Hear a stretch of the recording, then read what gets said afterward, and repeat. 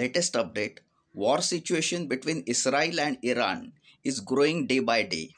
Now, questions: what will happen next? This is common question. Our readers, our viewers are especially from middle class, especially those who are reading Janmat, they are from middle class.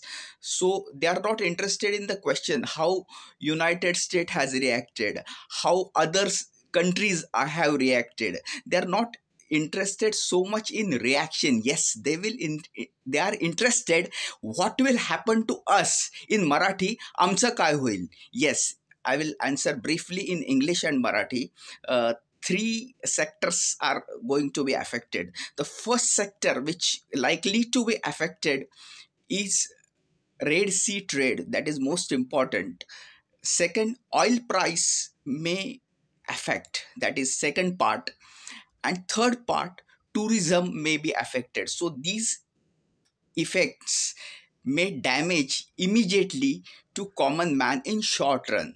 Of course, impact on long run, that is on paper, because we still are not aware who will win the war, and if both the countries have the technologies, sound technologies.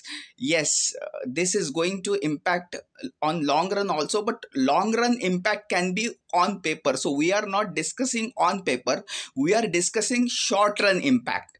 I will just brief it into Marathi. आपलं काय होईल? सगळ्यात महत्त्वाचा प्रश्न. तीन गोष्टी effect होऊ शकतात. एक म्हणजे पर्यटन क्षेत्र, दुसरं तेलाच्या किमती, आणि तिसरं रेड सीमध्ये जो आता एक्सपोर्ट चालू आहे तो एफेक्ट होऊ शकतो. यावर पर्याय काय?